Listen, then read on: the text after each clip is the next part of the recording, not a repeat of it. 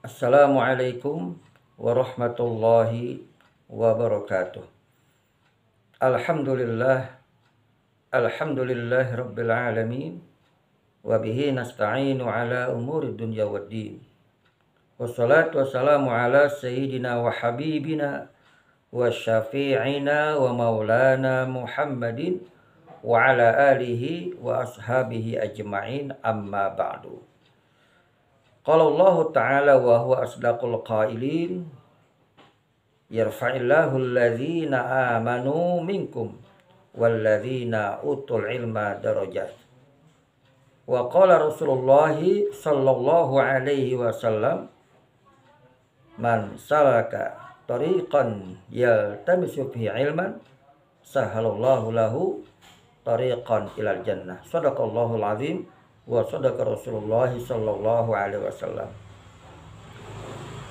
Teman-teman sekalian yang dirahmati Allah Subhanahu wa taala, mudah-mudahan antum sekalian selalu dalam keadaan sehat walafiat, istiqomah dalam ibadah kepada Allah Subhanahu wa taala.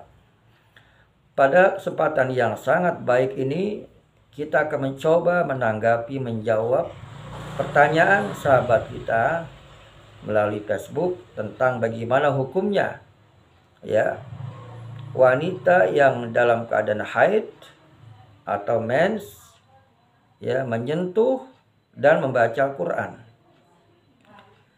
Nah, untuk menjawab dan menanggapi pertanyaan ini, kita buka sebuah kitab sebagai referensinya, yaitu kitab Al-Iqna' fi halli al-fadhi Abi Syuja', karangan Syekh Muhammad As-Sarbini Al-Khatib, ghafarallahu lahu wa nafa'ana bihi wa bi ulumihi amin ya rabbal alamin.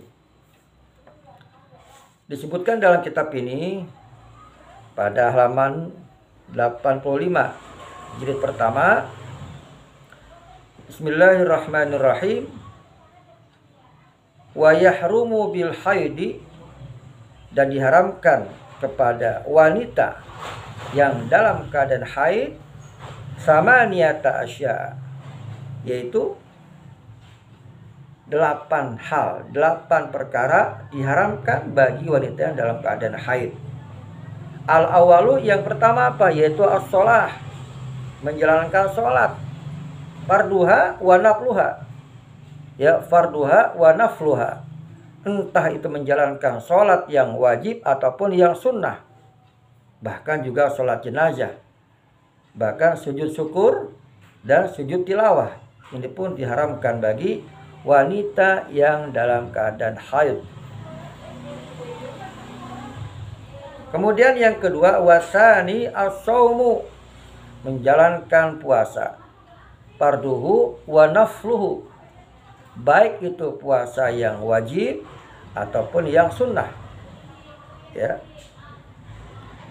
Wa yajibu qada as-shaumil fardi bi khilafis sholati, dan diwajibkan mengqadanya wanita dalam keadaan haid mengqada puasa, tapi tidak diwajibkan mengqada sholat, sebagaimana hadis Siti Aisyah radhiyallahu taala anha mengatakan, kana yusibuna zalika ay al haidu fanu'maru bi qada'is shaumi wala nu'maru bi qada'is sholati. Telah menimpa kepada kami, kata Siti Aisyah, yaitu haid, maka kami diperintahkan oleh Rasulullah untuk mengqada puasa, dan kami tidak diperintahkan mengqada sholat. Rawahu asy-syaikhan, hadis riwayat Imam Bukhari dan Muslim. Wa na'aqadal ijma'u ala zaid, dan telah ijma' ulama akan hal ini. Artinya tentang kewajiban mengqada puasa dan tidak wajib mengqada salat, ini sudah ijma' ulama. Yang kedua. Yang ketiga, apa yang diharamkan bagi perempuan yang dalam keadaan haid, yaitu qiraatul Quran, ay qiraatu syai'in minal Quran, membaca Al-Quran walaupun hanya satu ayat.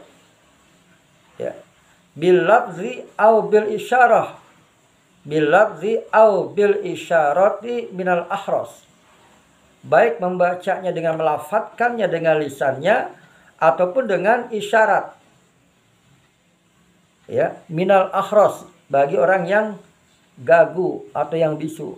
Ini juga kalau orang yang bisu, yang gagu, dia baca Quran pakai isyarat, entah itu tangan atau apa, itu pun tidak boleh. Sebab disebutkan dalam kitab ini, ya, fa innaha bimanzilatin nutqi, sebab walaupun dengan isyarat sama itu kedudukannya dengan mengucapkan. Jadi kedudukan membaca Quran dengan isyarat itu sama dengan seakan-akan membaca Quran dengan melafadzkan. Jadi diharamkan juga orang yang bisu, yang gagu, ya, membaca Quran dengan isyarat saja. Tidak boleh di wanita dalam keadaan haid.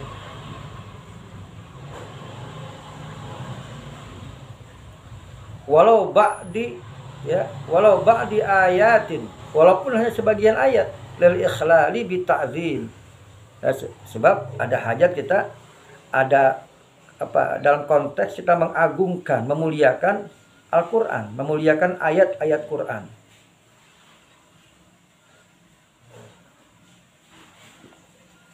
Nah, itu teman sekalian. Jadi yang kedua adalah, ya, qiraatul Quran. Wanita yang dalam keadaan haid diharamkan membaca Al-Quran walaupun sebagian ayat saja. Kemudian yang keempat, ya, yang keempat ar-rabi', yaitu mashu, menyentuh syai'in minal mushafi, menyentuh sebagian daripada Al-Quran atau mushaf. Sawaun fi dzalika, ya, waraqatun al-maktubu fihi wa ghairuhu liqauli ta'ala la yamassu ilal mutahharun. Sama saja juga pada lembaran atau kertas yang di dalamnya ada tulisan Quran, atau selain itu berdasarkan firman Allah Subhanahu wa taala, la yamassuhu illal mutahharun, dan tidak boleh menyentuhnya kecuali al-mutahharun, yaitu orang yang suci. Wa yahrumu aidan mashajildihi, dan juga diharamkan menyentuh kulitnya atau sampulnya atau covernya. Ya, sengaja menyentuh jildun, ya, kulitnya Quran, al-mutasili bihi, yang mana kulit ini, cover ini nyambung, ya, nempel kepada mushafnya. Misalkan Al-Quran ada sampulnya, atau ada kadang-kadang tuh kayak kitab buku-buku Yasin yang agak luks, ya, cetakannya suka ada sampulnya, itu sampul kayak kain apa gitu, itu pun tidak boleh. Kalau seandainya itu al-mutasilibi, yang nempel, yang nyambung kepada mushaf tadi itu. Li'annahu kal juz'i minhu. Kenapa tidak boleh menyentuh kulitnya juga, covernya juga tidak boleh? Sebab ka'annahu, seakan-akan itu kulit, kal juz'i minhu, bagaikan seperti bagian daripada Al-Quran. Jadi walaupun dia cuma jilidnya saja, sampulnya saja, tetap seakan-akan dia adalah bagian daripada Al-Quran yang tidak boleh sembarangan kita sentuh. Yang keempat, wa kadza, dan demikian juga yahrumu, ya, diharamkan hamlahu atau yuhramu hamluhu, diharamkan juga membawanya, ai al-mushaf, yaitu membawa Al-Quran. Li'annahu ablaghu minal mas, sebab membawa itu lebih kena dibandingkan hanya menyentuh. Ya, kalau nyentuh aja nggak boleh, apalagi membawanya. Sebab kalau kita membawa Al-Quran pasti kita pegang dulu, ya. Dan dalam keadaan haid tidak boleh menyentuh, apalagi membawanya. Naam yajuzu hamluhu li daruratin, tetapi dibolehkan memegang, membawanya li daruratin, dalam keadaan darurat.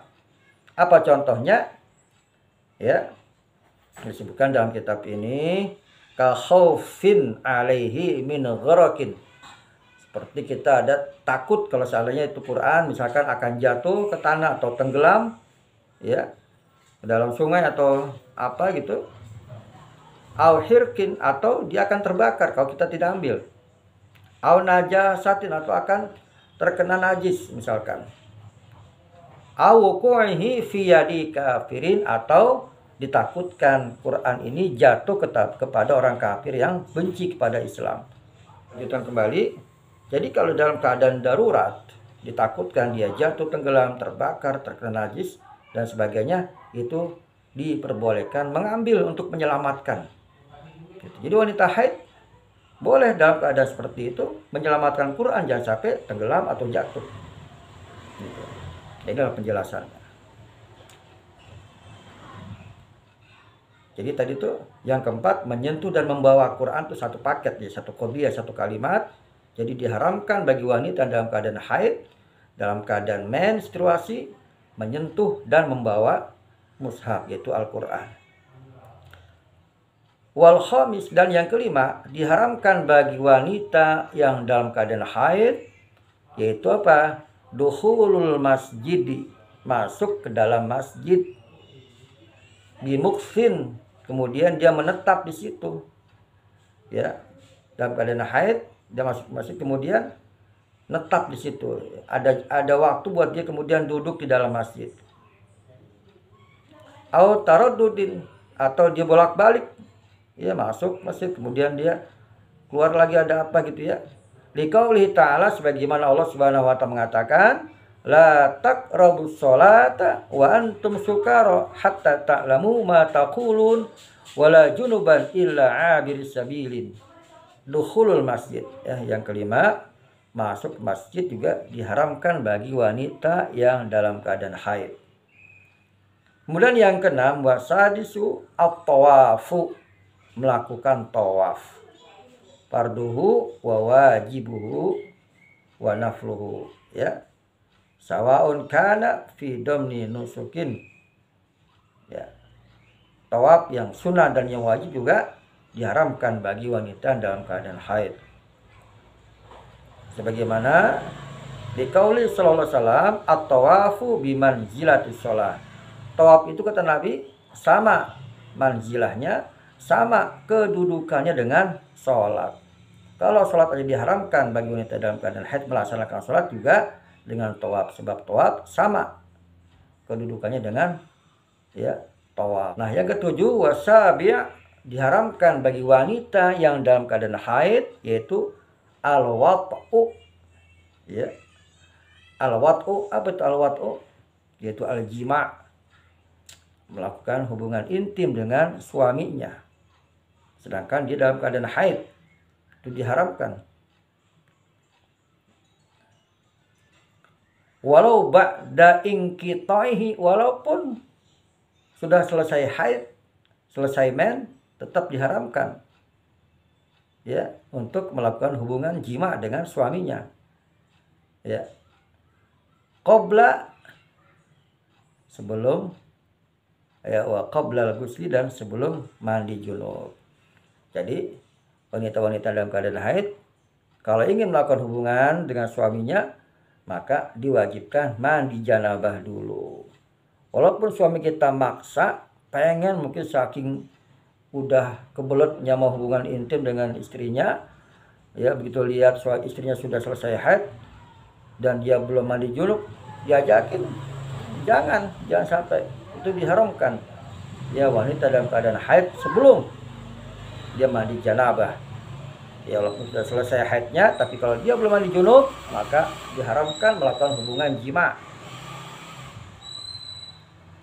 Liqaulihi ta'ala, sebagaimana Allah Subhanahu wa ta'ala mengatakan, la taqrabuhunna, ya, wala taqrabuhunna hatta yathurna wa wat'uha fil farj, ya, janganlah kalian mendekati mereka, istri kalian itu, sehingga mereka dalam keadaan suci. Wa wat'uha fil farj, ya, dan menjimanya pada farjinya, pada alat vitalnya. Jadi diharamkan yang ketujuh bagi wanita dalam keadaan haid, yaitu melakukan hubungan jima dengan suaminya sebelum dia melaksanakan mandi janabah. Kemudian yang kedelapan apa? Wasamin al-istimta'u ya bersedap-sedap, bersenang-senang, bil mubasyarati biwat'in au ghairihi mimma baina syurrati wa rukbati. Nah, ini lebih spesifik lagi. Diharamkan bagi wanita haid istimta, ya bersenang-senang, ya bernikmat-nikmat dengan suaminya pada daerah wilayah baina rukbah wa surrah, yaitu antara lutut dengan pusatnya, dengan pusernya. Itu tidak boleh suami bersenang-senang di bagian itu tuh. Itu ya zona tidak aman kalau dalam keadaan haid. Janganlah suami bersenang-senang dengan suaminya, dengan istrinya dalam keadaan haid baina surrah wa rukbah, antara lutut dengan pusatnya.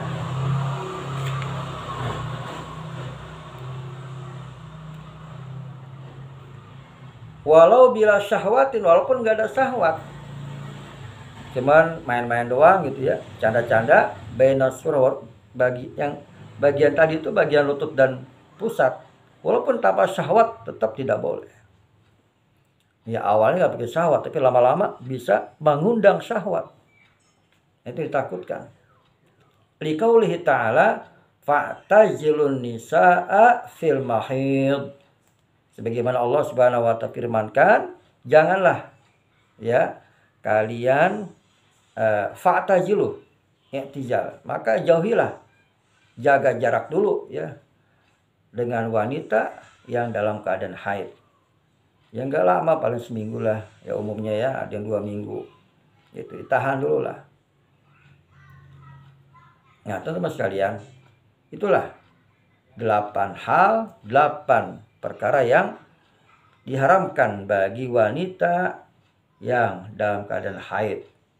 Nah, mudah-mudahan jawaban atau tanggapan ini bisa menjawab pertanyaan saudara kita, yaitu Ustazah Yeti Meladiah dari Bogor. Dan mudah-mudahan tidak puas dengan jawaban ini sehingga bisa membuka kembali kitab yang lainnya. Memang kalau kita buka kitab yang lain seperti Kasyifatus Saja, hampir sama redaksinya dengan kitab Al-Iqna ini tentang keharaman hal-hal diharamkan bagi wanita dalam keadaan haid. Demikianlah teman-teman sekalian dapat kami sampaikan dan kami tanggapi berkaitan dengan pertanyaan itu. Jadi jelas hukumnya tentang keharaman wanita yang dalam keadaan haid dan atau dalam keadaan mens, yaitu melakukan 8 hal yang sudah saya sebutkan, yaitu kaitan dengan pertanyaan sahabat. Seperti ayat-ayat yang sering kita baca, misalkan kalimat innalillahi wa inna ilaihi, itu Quran tuh. Bagaimana kalau kita dalam keadaan haid, ada yang meninggal dunia, boleh kita baca innalillahi wa inna ilaihi? Itu boleh.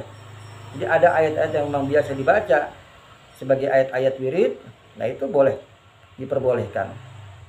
Seperti misalkan amalan-amalan keseharian kita baca Al-Falaq, ya An-Nas, Al-Ikhlas, kemudian baca istighfar misalkan Rabbana dzalamna anfusana, kemudian baca la ilaha illa anta subhanaka inni kuntu minadz dzalimin. Itu juga ayat-ayat yang memang banyak dibaca, dan banyak ayat yang lain yang dijadikan sebagai amalan harian. Itu dibolehkan, tapi niatnya bukan niat tilawah, niat untuk berzikir pada Allah Subhanahu wa taala. Ya, itulah teman-teman sekalian, mudah-mudahan ada manfaat walaupun sedikit, dan mohon maaf bila banyak kekurangan atau mungkin tidak memuaskan jawaban saya. Mohon sekali lagi dibukakan pintu maaf yang seluas-luasnya. Jangan lupa like and subscribe channel ini, mudah-mudahan kita mendapatkan kebaikan. Sekian, walafu minkum, wassalamualaikum warahmatullahi wabarakatuh.